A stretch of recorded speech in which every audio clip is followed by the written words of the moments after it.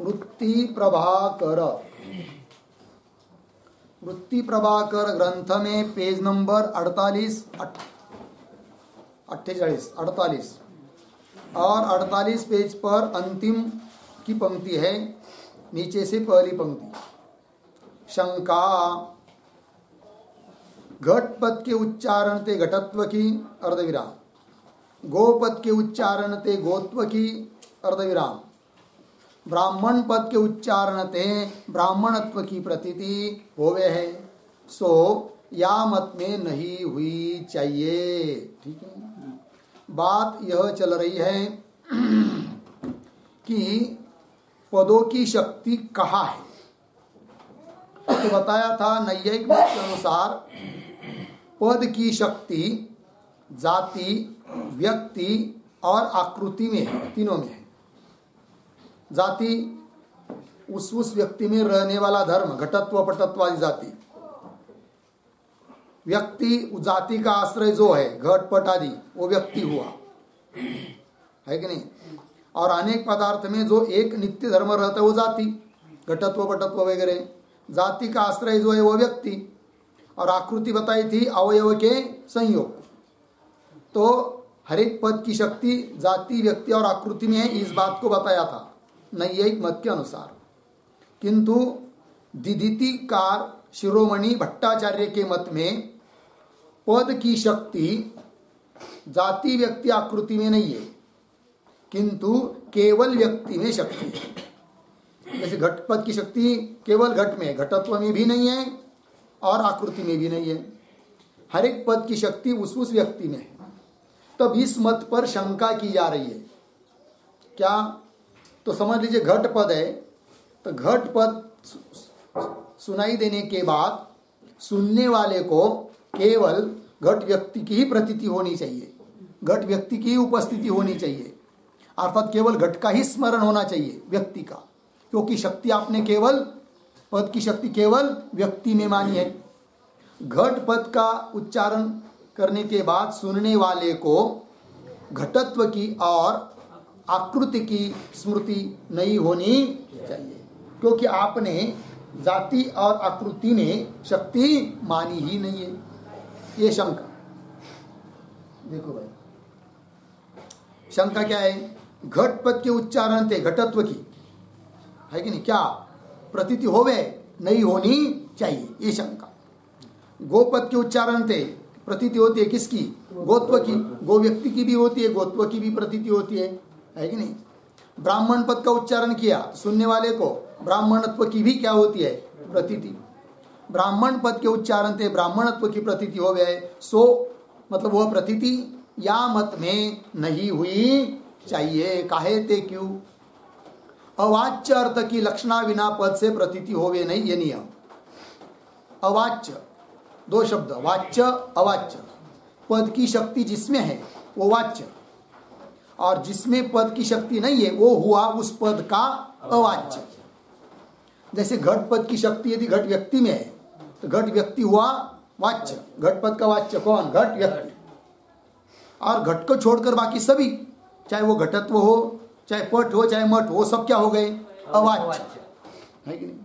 और पद से प्रतीति किसकी होती है? वाच्य अर्थ की, अवाच्य अर्थ की नहीं। और पद से यदि अवाच्य अर्थ की प्रतीति करना है तो लक्षणा करनी पड़ती है। लक्षणा के बिना पद से अवाच्य अर्थ की प्रतीति होती नहीं। अतः घट पद का उच्चारण होने के बाद घटत्व की प्रतीति नहीं होनी चाहिए। ब्राह्मण पद का उच्चारण करने के बाद ब्राह्मणत्व की प्रतीति नहीं होनी चाहिए। गोपद सुनने के बाद गोत्व की प्रतीति नहीं होनी चाहिए। ये शंका। पंक्ति देखिए, काहे ते अवाच्य अर्थ की लक्षणा बिना पद से प्रतीति होवे नहीं। जो मतलब यदि अवाच्य अर्थ की लक्षणा बिना पद से प्रतीति माने तो घट पद से अवाच्य घटत्व की जैसे घट पद से प्रतीति मानी, तैसे घट पद के अवाच्य पटादिकन की भी घट पद से प्रतीति हुई चाहिए। सीधी बात है। क्या भाई? अवाच्य अर्थ पद से वाच्यार्थ की प्रतीति होती है, नियम। अवाच्यार्थ की प्रतीति होती नहीं है, करना हो तो लक्षणा करना पड़ती है।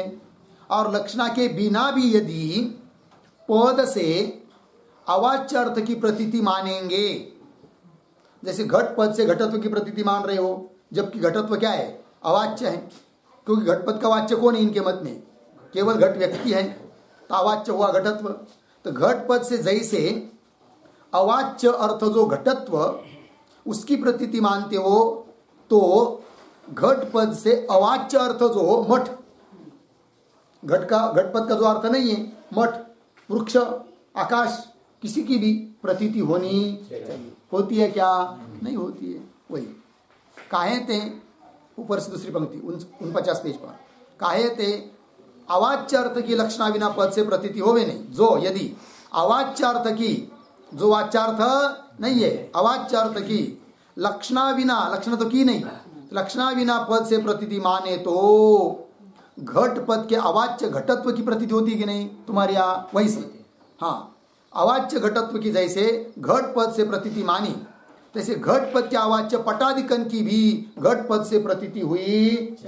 घट पद से पटत्व की भी प्रतीति, पट की प्रतीति होनी चाहिए, पटत्व की होनी चाहिए, मठ की होनी चाहिए, बहुत सारे चीजों की क्या होनी चाहिए, प्रतीति।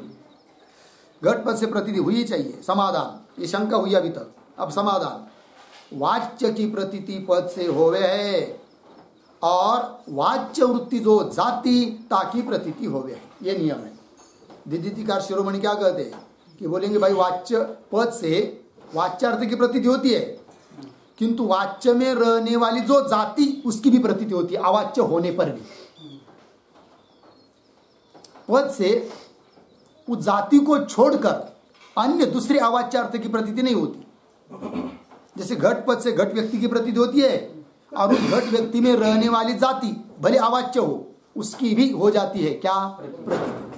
अन्य अवाच्य की प्रतीति नहीं होती है, ऐसा नियम करेंगे। अतः घट पद से घटत्व की प्रतीति होने में कोई दिक्कत नहीं, ब्राह्मण पद से ब्राह्मणत्व की प्रतीति होने में कोई दिक्कत नहीं है कि नहीं, ये बात। वाच्य की प्रतीति पद से होवे, समाधान, वाच्य की प्रतीति पद से होवे है और वाच्य वृत्ति, वाच्य वृत्ति मतलब वाच्य में रहने वाली जो जाति ताकि प्रतीति होवे है। लग गया? याते यह नियम है। क्या नियम है भाई? तो पंक्ति देखो, याते यह नियम है, जाति भिन्न अवाच्य की प्रतीति होवे नहीं। लग गया? जाति भिन्न मतलब जाति को छोड़कर अन्य अवाच्य की प्रतीति होती नहीं। जाति भिन्न अवाच्य की प्रतीति होवे नहीं। और हे काय झालं बघ, तिकडून फोन येतो त्याच्यामुळं पुन्हा झालं, ठीक बरोबर। देखिए याते यह नियम है, क्या नियम है देखो, जाति भिन्न अवाच्य की प्रतीति होवे नहीं। मिल गया? जाति भिन्न मतलब जाति को छोड़कर अन्य, जैसे घटपद है, घटपद से प्रतीति होगी तो किसकी होगी, घट व्यक्ति की। क्यों? घटपद क्या है, घट व्यक्ति क्या है, वाच्य। घटत्व की भी प्रतीति होगी घटपद से। क्यों? वाच्य वृत्ति वो जाति है, कौन, घटत्व। किंतु घटपद से मठ की प्रतीति नहीं होगी, क्योंकि मठ न तो घटपद का वाच्य है और न तो वाच्य वृत्ति है। कौन? मठ। घटपद के वाच्य भी नहीं है और घटपद के वाच्य में रहने वाला भी नहीं है। कौन? मठ। अतः घटपद से मठ की प्रतीति नहीं होगी, फिर किसकी होगी, घटपद से घटत्व की प्रतीति होगी और घटपद से घट की प्रतीति होगी। देखिए याति नियम है, जाति भिन्न अवाच्य की प्रतीति होवे नहीं। लगे अर्थ? आगे चलिए। और वाच्य वृत्ति जो जाति, वाच्य में रहने वाली जाति, जो जाति सो अवाच्य भी प्रतीत होवे, अवाच्य होने पर भी उसकी क्या होती है, प्रतीति होती है। याते घटत्वादिक तो अवाच्य भी घटादिक पदंते प्रतीत होवे है। बराबर?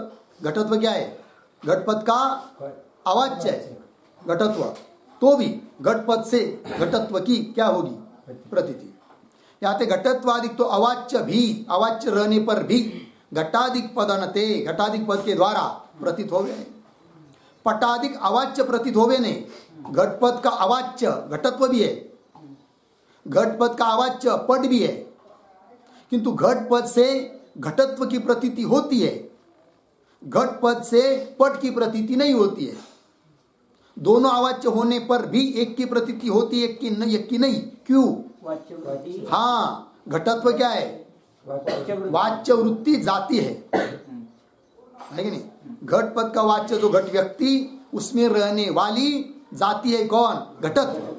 अतः घटपद का अवाच्य घटत्व रहने पर भी घटत्व की प्रतीति घटपद से हो जाती है, बराबर। किंतु घटपद से पट की प्रतीति नहीं होगी, क्योंकि घटपद का तो न तो पट वाच्य है न तो वाच्य वृत्ति है।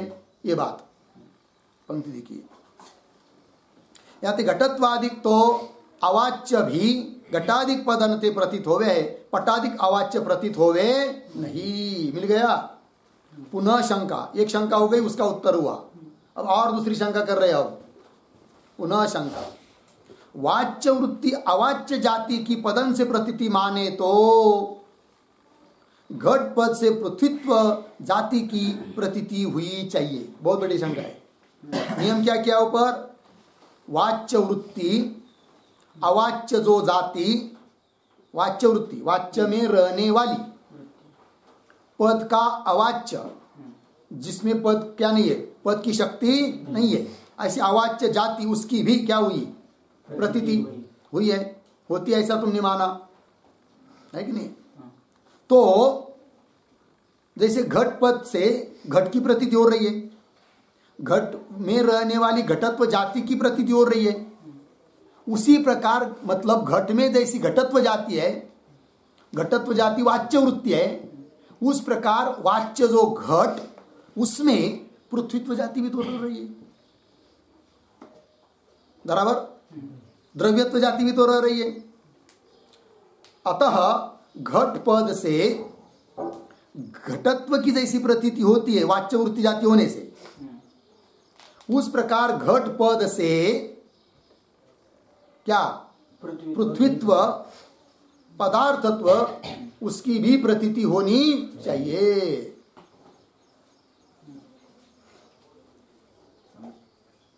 ठीक है, पंक्ति की शंका समझ में आई क्या? हाँ, देखिए पुनः शंका, वाच्य वृत्ति अवाच्य जाति की पदन से प्रतीति माने तो घट पद से पृथ्वीत्व जाति की प्रतीति हुई चाहिए। होती है क्या? नहीं होनी चाहिए। काहे ते? क्यों?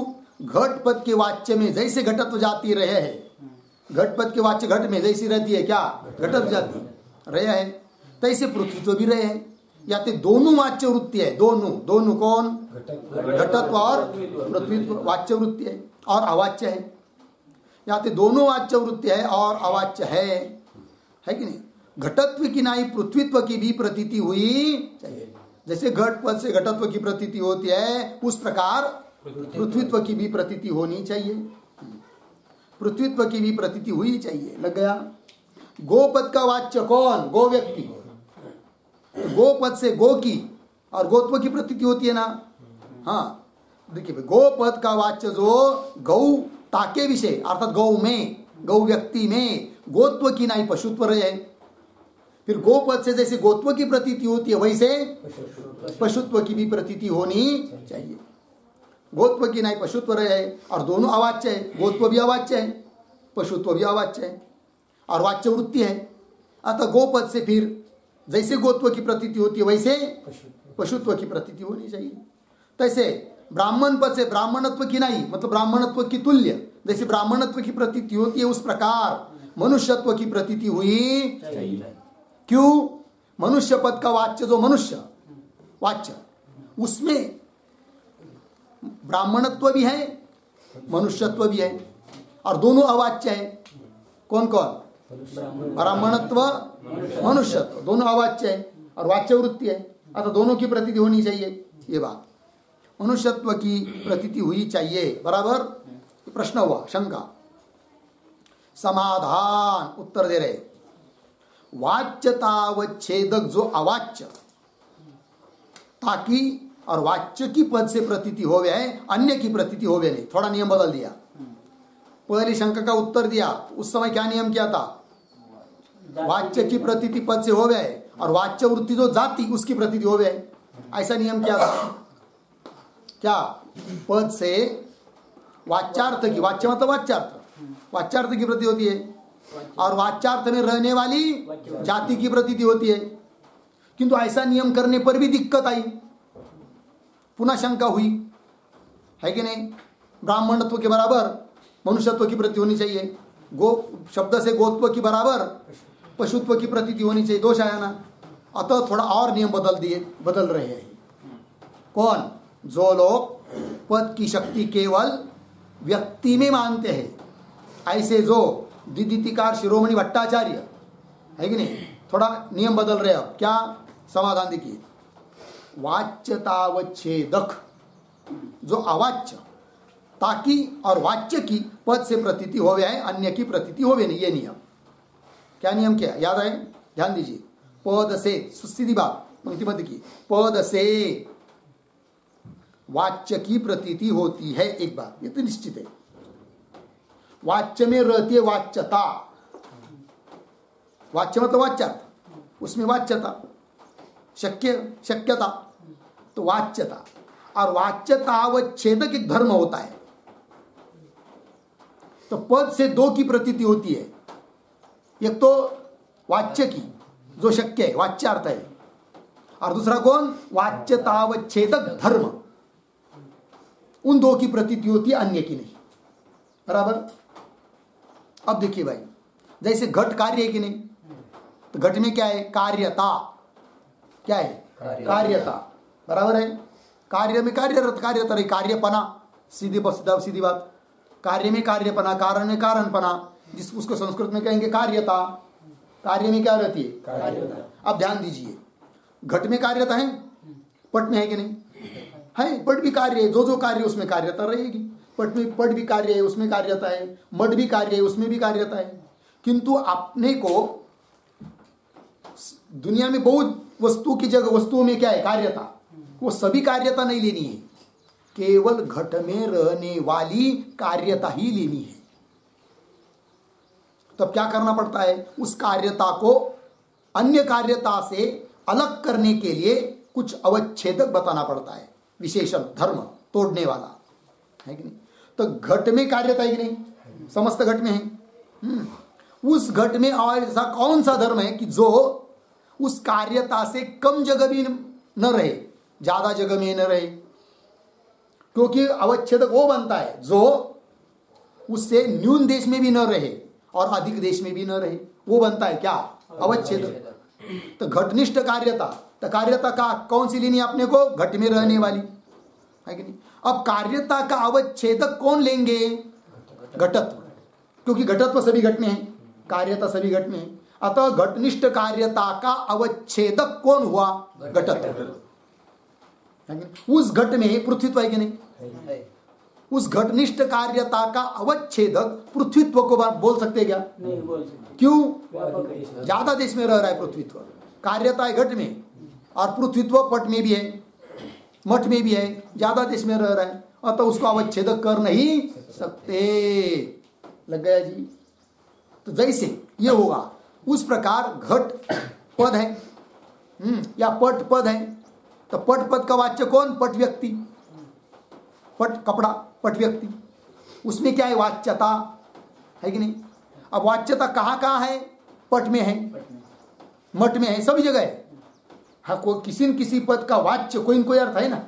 मठ पद का वाच्य मठ है, घट पद का वाच्य घट है, पट पद का वाच्य पट है, मनुष्य पद का वाच्य मनुष्य है। तो वाच्यता तो बहुत जगह हुई, मनुष्य में है, घट में है, पट में है, वृक्ष में है वाच्यता। किंतु अपने को केवल पट पद की वाच्यता लेनी है कि नहीं? तो पट पद का वाच्य कौन है? पट व्यक्ति, उसमें वाच्यता है ना, वही वाच्यता लेनी है। मठ में रहने वाली वाच्यता नहीं लेनी है। तो इसके लिए क्या करना पड़ेगा? उस पट में रहने वाली जो वाच्यता, उसका कोई न कोई अवच्छेदक बताना पड़ेगा। बराबर? उस पट में रहने वाली वाच्यता का अवच्छेदक क्या द्रव्यत्व बन सकता है? क्या द्रव्यत्व बन सकता है कि नहीं बन सकता है? नहीं, क्यों नहीं बन सकता है द्रव्यत्व? अधिक देश में रह रहा है, द्रव्यत्व है कि नहीं? घट में है, पट में है, मठ में है, वृक्ष में, सब जगह द्रव्यत्व। और हमको तो केवल वाच्यता कौन सी लेनी है? जो पट में रह रही है कि नहीं?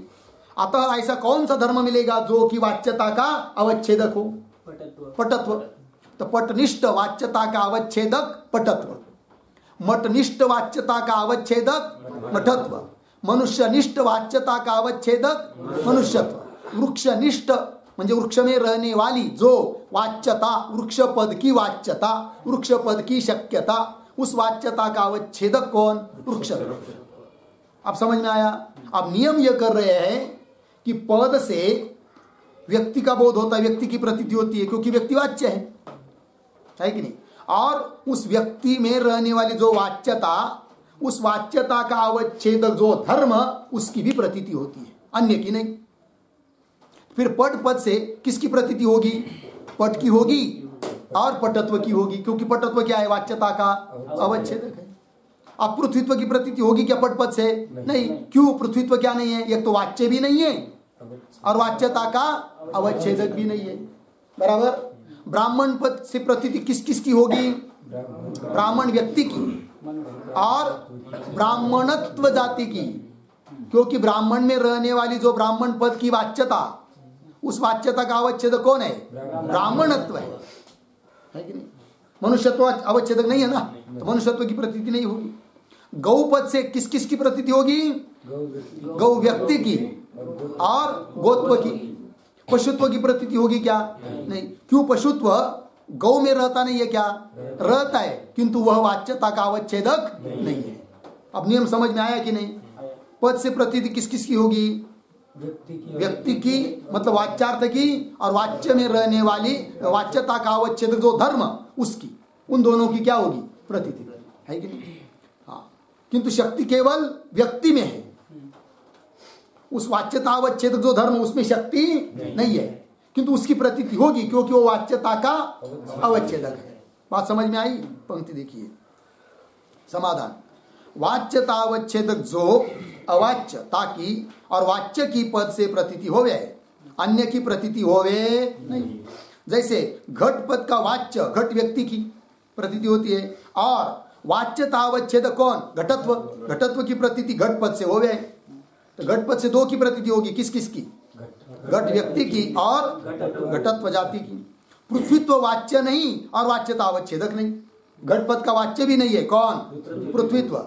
और घट पद का वाच्यता अवच्छेदक भी नहीं है, कौन? पृथ्वी। अतः घट पद से पृथ्वीत्व की प्रतीति नहीं होगी। हाँ, पृथ्वीत्व वाच्य नहीं और वाच्यता अवच्छेदक नहीं। याते, इसलिए घट पद से पृथ्वीत्व की प्रतीति होवे नहीं। घट पद से प्रतीति नहीं होगी, किसकी? पृथ्वीत्व की। फिर किसकी होगी? घट की और घटत्व की, व्यक्ति की और वाच्यता अवच्छेद धर्म की। याते घट पद से पृथ्वीत्व की प्रतीति होवे नहीं। लग गया? आगे चलिए। वाच्यता अवच्छेद कौन बनता है? धर्म। उसका नियम बता रहे। वाच्यता से न्यून वृत्ति और अधिक वृत्ति न होवे, किंतु जितने देश में वाच्यता होवे उतने देश में रहे, सो वाच्यता अवच्छेदक होवे। बराबर। वाच्यता से, वाच्यता की अपेक्षा न्यून देश में रहने वाला धर्म अथवा अधिक देश में रहने वाला धर्म वाच्यता का अवच्छेदक बनता नहीं है। फिर कौन बनता है वाच्यता का अवच्छेदक? जो वाच्यता के बराबर रह रहा है। जितने देश में वाच्यता है उतने देश में रहने वाला जो धर्म, वही बनता है क्या? वाच्यता का अवच्छेदक। सभी जगह ही सही है। कार्यता का अवच्छेदक धर्म कौन बनेगा? जो कार्यता से न्यून देश में भी न रहे, अधिक देश में भी न रहे, वही कार्यता का क्या बनेगा? अवच्छेदक। कारणता का अवच्छेदक धर्म कौन बनेगा? जो कारणता से न्यून देश में न रहे, अधिक देश में न रहे, वही कारणता का अवच्छेदक बनेगा। प्रतियोगिता का अवच्छेदक धर्म कौन बनेगा? जो प्रतियोगिता से न्यून देश में न रहे, अधिक देश में न रहे, वही प्रतियोगिता का क्या बनेगा? सभी जगह ऐसा ही है। लग गया जी? उदाहरण से समझते हैं। जैसे पृथ्वी पद की वाच्यता कहाँ है? पृथ्वी में। बराबर। बोलिए, पृथ्वी पद की वाच्यता कौन है? वाच्यता कहाँ है? पृथ्वी में है।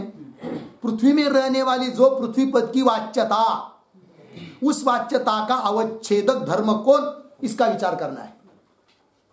तो उस पृथ्वी में बहुत सारे धर्म हैं, जैसे पृथ्वीत्व भी है बराबर, और द्रव्यत्व भी है बराबर, घटत्व भी है, घट में रह रहा है ना घटत्व, घट भी तो पृथ्वी है, घटत्व भी है। फिर बताइए आप, पृथ्वी में रहने वाली जो पृथ्वी पद की वाच्यता, उस वाच्यता का अवच्छेदक क्या द्रव्यत्व बनेगा? नहीं। क्यों? पृथ्वी में द्रव्यत्व नहीं है क्या? है, किंतु अधिक देश में है। वाच्यता पृथ्वी भर में है, द्रव्यत्व पृथ्वी में भी है, जल में भी है, वायु में भी है, अधिक देश में चला गया, अतः द्रव्यत्व वाच्यता अवच्छेदक बनेगा नहीं। फिर घटत्व बनेगा क्या? नहीं। क्यों? न्यून देश में है, केवल घट भर में है घटत्व, पट में है क्या? बाकी की पृथ्वी में है क्या? नहीं। फिर पृथ्वी में जो पृथ्वी पद की वाच्यता है, उस वाच्यता का अवच्छेदक धर्म कौन? पृथ्वीत्व ही है, क्योंकि पृथ्वी पद की वाच्यता समस्त पृथ्वी में है, और वाच्यता अवच्छेदक जो पृथ्वीत्व वो भी समस्त पृथ्वी में है। लग गया? पंक्ति देखिए, पुनः देखिए, वाच्यता से मिल गया पंक्ति। न्यून वृत्ति मतलब कम देश में रहने वाला, और अधिक वृत्ति अधिक देश में रहने वाला न होवे, किंतु जितने देश में वाच्यता होवे, जहां जहां वाच्यता रह रही है उतने देश में रहे, सो ऐसा जो धर्म वही बनता है क्या? वाच्यता अवच्छेदक होवे। लग गया? घटपद की वाच्यता सकल घट व्यक्ति में है, और घटत्व भी सकल घट व्यक्ति में रहे हैं। या ते आगे क्या है? घट की है ना, वह बीच में एक पद है, पद घट पद की, ऐसा।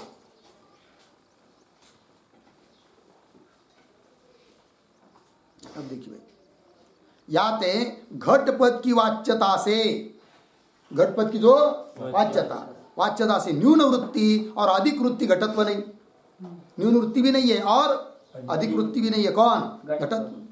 किंतु समान देश वृत्ति होने ते, घटत्व का है समान देश वृत्ति, मतलब घटपद की वाच्यता जहां जहां है वहां वहां घटत्व बैठा है। समान देश वृत्ति मतलब समान देश में रह रहा है, जितने देश में घट वाच्यता उतने देश में घटत्व, इसको कहते समान देश वृत्ति, मतलब रहना। समान देश वृत्ति होने ते घटपद का वाच्यता अवच्छेदक कौन है? घटत्व है।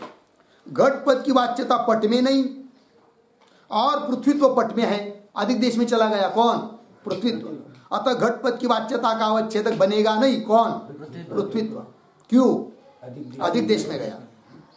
घटपद की वाच्यता पट में नहीं और पृथ्वीत्व पट में, या ते अधिक वृत्ति होने ते घटपद का वाच्यता अवच्छेदक पृथ्वीत्व नहीं है कि नहीं? पृथ्वीत्व क्या नहीं है? घटपद की वाच्यता का अवच्छेदक नहीं है। गोपद की वाच्यता सकल गो व्यक्ति में है, और उदाहरण, गोपद की वाच्यता कहाँ है? सकल गो व्यक्ति में है, और गोत्व भी कहाँ है? सकल गो व्यक्ति में है। या ते गोपद का वाच्यता अवच्छेदक गोत्व है। अतः गौ शब्द से गौ व्यक्ति की और गोत्व जाति की प्रतीति होगी, क्योंकि गोत्व क्या है? वाच्यता अवच्छेदक है।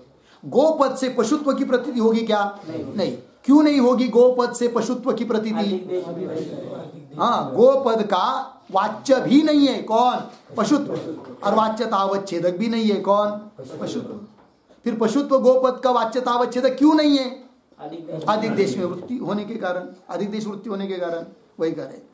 या तो गोपद का वाच्यता अवच्छेदक गोत्व है, और अश्व में गोपद की वाच्यता नहीं। घोड़ा गोपद का वाच्य है क्या? नहीं, किंतु पशुत्व वहां है कि नहीं? अधिक देश में चला गया, कौन? पशुत्व। अश्व में गोपद की वाच्यता नहीं, ता में पशुत्व रहे हैं। या तो गोपद की वाच्यता से अधिक वृत्ति होने थे, गोपद की वाच्यता से अधिक जगह गया, कौन? पशुत्व। अतः गोपद की वाच्यता का अवच्छेदक बनेगा नहीं, कौन? पशुत्व। गोपद की वाच्यता से अधिक वृत्ति हो, क्या है वहां पर? गोपद का वाच्यता अवच्छेदक पशुत्व नहीं, पशुत्व नहीं। पंक्ति पढ़ी, मैं क्या बोल रहा हूं देखिए, या ते गोपद की वाच्यता से अधिक वृत्ति, आगे क्या है? होवे ते ना, वहां चाहिए होने ते।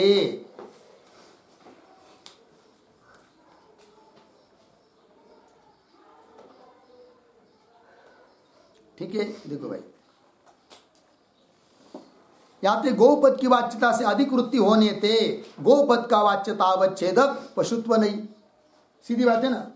तैसे ब्राह्मण पद की वाच्यता कहाँ है? सकल ब्राह्मण व्यक्ति में है, और ब्राह्मणत्व भी सकल ब्राह्मण व्यक्ति में है।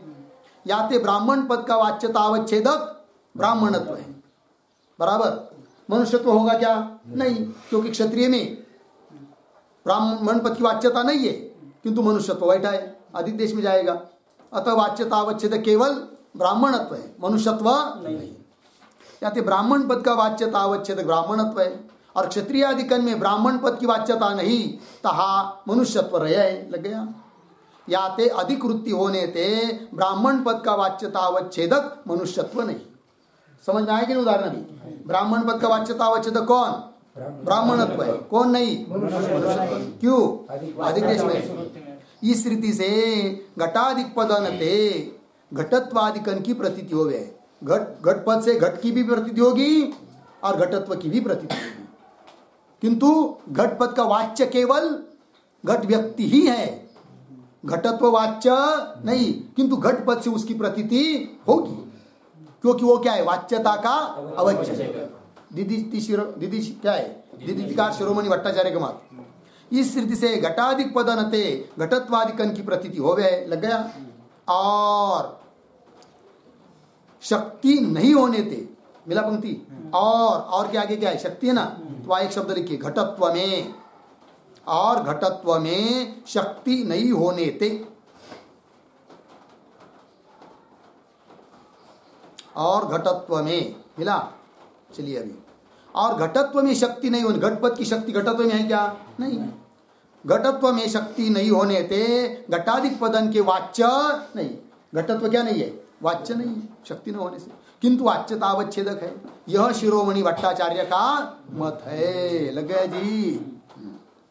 और घटादि पदन की जाति मात्र में शक्ति है, व्यक्ति में नहीं, यह मीमांसा का मत है। अभी अत्यंत उल्टा हो गया। अभी तक मत बताया किनका?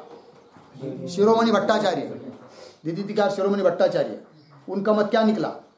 पद की शक्ति केवल व्यक्ति में है, जाति में नहीं, किंतु जाति की प्रतीति हो जाती है, क्योंकि वाच्यता अवच्छेदक है, बराबर। अब मीमांसा का इसके विपरीत है, वो कहते हर एक पद की शक्ति जाति में है, व्यक्ति में नहीं। फिर उनको भी वही प्रश्न आएगा, क्या पद की शक्ति किसमें है? जाति में। अतः पद से प्रतीति किसकी होनी चाहिए? जाति की, क्योंकि शक्ति जाति में है ना, तो जाति की प्रतीति होनी चाहिए, व्यक्ति की प्रतीति नहीं होनी चाहिए। घट ऐसा किसी ने कह दिया, तो सुनने वाले को प्रतीति किसकी होनी चाहिए?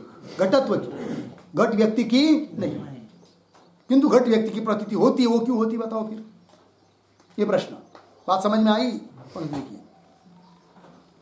और घटादि पदन की जाति मात्र में शक्ति, मात्र मतलब केवल जाति में, जाति मात्र में शक्ति है, व्यक्ति में नहीं। यह मीमांसा का मत है, बराबर। अब उस पर शंका, वही शंका, जिस अर्थ में जिस पद की शक्ति का ज्ञान होवे, तिस अर्थ की तिस पद से स्मृति होए के शाब्दी प्रमा होवे, ये नियम है। क्या क्या?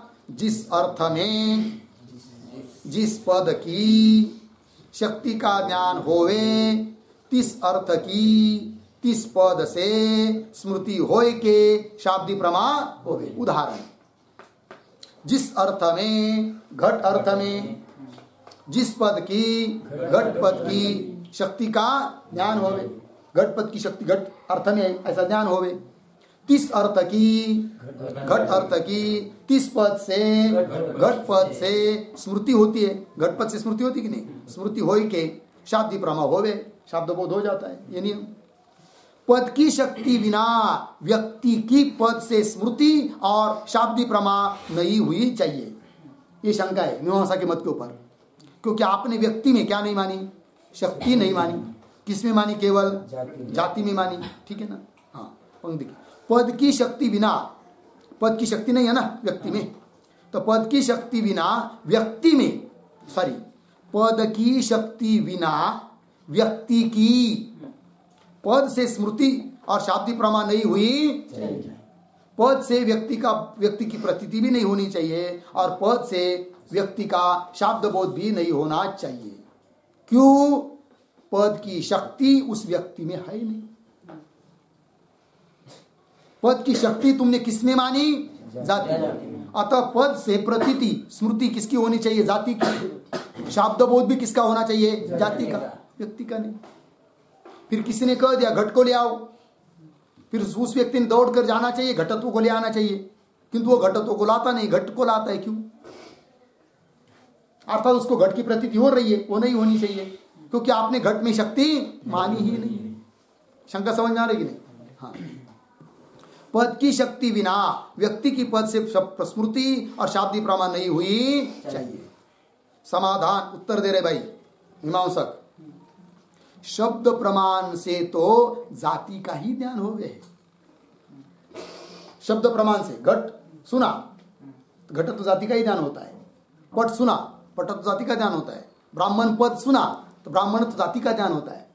बोलेंगे व्यक्ति का फिर बोध क्यों होता है? उत्तर दे रहे, शब्द प्रमाण से तो जाति का ही ज्ञान होवे, तथापि अर्थापत्ति प्रमाणती व्यक्ति का ज्ञान होवे। बस व्यक्ति का ज्ञान होता है किससे? अर्थापत्ति से।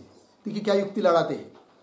ऊपर वाले ने क्या कहा? दीदी का शिरोमणि भट्टाचार्य ने व्यक्ति में शक्ति तो भी जाति का बोध माना। क्यों? वाच्यता। ये कहते नहीं नहीं, शब्द की शक्ति जाति में है, व्यक्ति में नहीं। फिर व्यक्ति का बोध क्यों? अर्थापत्ति प्रमाण से। बोलेंगे वो कैसे? जरा समझाओ। समझ लीजिए, किसी ने कह दिया घट को ले आओ, तो उस व्यक्ति को घट पद से घटत्व का ही बोध हुआ, किंतु वो व्यक्ति सोचता है मैं घटत्व को, अकेले घटत्व को तो ला नहीं सकता है कि नहीं, और घटत्व को लाने के लिए कहा है अर्थात मैं घट को भी ले आऊं, क्योंकि घट को लाए बिना घटत्व को ला नहीं सकते। अतः अर्थापत्ति प्रमाण से ज्ञान हो जाता है किसका? घट व्यक्ति का। समझ में आया? घटा रहे वो स्वयं, आगे चलिए। तथापि अर्थापत्ति प्रमाण से व्यक्ति का ज्ञान होवे। जैसे उदाहरण दे रहे, दिन में अभोजी पुरुष को रात्रि भोजन बिना स्थूलता संभव है नहीं, है कि नहीं? ये उदाहरण है। समझ लीजिए कोई मनुष्य है कि नहीं? कौन है? मनुष्य, और उसका वजन कितना है? 90 किलो, 135, कितना वजन है? 150 कर लेंगे, चलो जाने दो, क्या दिक्कत है? क्या खरीद के लाना है हम लोगों को, ठीक है? किसी व्यक्ति का वजन कितना है? 150, ये जाड़ जोड़ है बहुत। और उसके शिष्यों ने कह दिया अन्य लोगों को, देखो महाराज का दर्शन करो, आशीर्वाद लो। बोलेंगे क्या विशेषता क्या है महाराज में? हमारे महाराज में विशेषता यह है कि महाराज खाते ही नहीं है, कुछ नहीं खाते। समझ में आया? फिर लोगों ने सोचा खाते नहीं और इतनी जाड़ जोड़, ये कैसे भाई, है कि नहीं? तो बोलेंगे सुबह 6 बजे से लेकर शाम को 6 बजे तक क्या मेरा लगा के रखाया, तो देखने को मिला कुछ खाते नहीं है। फिर शाम को 6 बजे फिर उनके शिष्यों ने कह दिया कैमरा बंद करो, महाराज को सोने के लिए जाना है। फिर महाराज सोने के लिए चले गए उनके कमरे में। पुनः सुबह 6 बजे आकर बैठ गए, खाते तो कुछ नहीं, है कि नहीं? फिर उस कैमरा वाले लोगों ने सोचा, बाकी के लोगों ने, हाँ ये दिन में नहीं खाते होंगे लेकिन रात में जरूर खाते होंगे। तो रात को खाते हुए देखा क्या अन्य लोगों ने? नहीं। ज्ञान कैसा हो गया? स्थूलता। क्योंकि दिन में यदि खाते नहीं है और रात्रि भी नहीं खाएंगे तो स्थूलता कहां से आएगी? दिन में नहीं खा रहे और स्थूलता तो है, अर्थात रात्रि भोजन करते हैं। तो रात्रि का भोजन का ज्ञान किससे हुआ? अर्थापत्ति प्रमाण से। स्थूलता का ज्ञान अर्थापत्ति प्रमाण, रात्रि के भोजन का ज्ञान अर्थापत्ति प्रमाण। समझ में आया? हाँ, उसी प्रकार यहां पर घटा रहे पद और, है कि नहीं? उसी इधर देखिए, जैसे दिन में अभोजी पुरुष को, अभोजी मतलब भोजन न करने वाला पुरुष को रात्रि भोजन बिना स्थूलता संभव है नहीं, बराबर? तो ऐसे व्यक्ति बिना केवल जाति में कोई क्रिया संभव है नहीं। पद से बोध तो जाति का होता है, किंतु व्यक्ति के बिना जाति में क्रिया होती नहीं, जाति को ला नहीं सकती, तो व्यक्ति को लाना पड़ता है। तो पद से तो जाति का बोध हुआ, किंतु जाति व्यक्ति की बिना नहीं हो सकती ना, अतः व्यक्ति का ज्ञान हो रहा है अर्थापत्ति प्रमाण से। तो व्यक्ति बिना केवल जाति में कोई क्रिया संभव है नहीं, याते अर्थापत्ति प्रमाण से व्यक्ति का बोध होवे। इसलिए अर्थापत्ति प्रमाण से क्या होता है? बोध किसका? व्यक्ति का। अर्थापत्ति प्रमाण से व्यक्ति का बोध होवे। लग गया? उदाहरण, गामानय, गाम आनय, गौ को ले आओ। इस वाक्य ते गोत्व के आनयन का बोध होवे। वाक्य सुनने वाले को बोध क्या होता है? गोत्व को ले आओ। सो गो व्यक्ति के आनयन बिना बने नहीं, किंतु गाय को लाए बिना गोत्व को ला नहीं सकते। अतः गो शब्द से गोत्व का ही ज्ञान उसको हुआ, किंतु उसने सोचा गोतों को मैं लाऊं कैसा, गौ को लाए बिना, अतः वो गौ को भी ले आता है। तो गौ का ज्ञान कैसा हुआ उसको, अर्थापत्ति प्रमाण से। सो गो व्यक्ति के आनयन बिना बने नहीं। गो व्यक्ति का आनयन संपादक है, गोत्व का आनयन संपाद्य है। संपाद्य संपादक ये दो शब्द है कि नहीं। तो गो व्यक्ति का आनयन संपादक, गो व्यक्ति का आनयन संपादक, और गोत्व का आनयन, आनयन मतलब ले आना, संपाद्य है। और आगे देखिए, संपादक ज्ञान का हेतु संपाद्य ज्ञान अर्थापत्ति प्रमाण कही है। संपादक ज्ञान के लिए कारण जो संपाद्य का ज्ञान, वो क्या है, अर्थापत्ति प्रमाण। बराबर है कि नहीं। गोत्व का आनयन संपाद्य ज्ञान और गो व्यक्ति का आनयन संपादक ज्ञान। जैसे उदाहरण, स्थूलता का ज्ञान संपाद्य अर्थापत्ति प्रमाण, और रात्रि के भोजन का ज्ञान संपादक का ज्ञान अर्थापत्ति प्रमाण। ठीक, देखिए, संपादक ज्ञान का हेतु संपाद्य ज्ञान अर्थापत्ति प्रमाण कहिए। संपादक ज्ञान प्रमा है, प्रमा अर्थापत्ति प्रमा। या स्थान में जाति का ज्ञान प्रमाण, शब्द सुनकर जाति का ज्ञान, वो क्या हुआ, अर्थापत्ति प्रमाण। और व्यक्ति का ज्ञान प्रमा, तो व्यक्ति का बोध हो रहा है अर्थापत्ति प्रमाण से, तो व्यक्ति का ज्ञान अर्थापत्ति प्रमा, और जाति का ज्ञान शाब्दी प्रमा, शब्द प्रमाण से हो रहा है ना।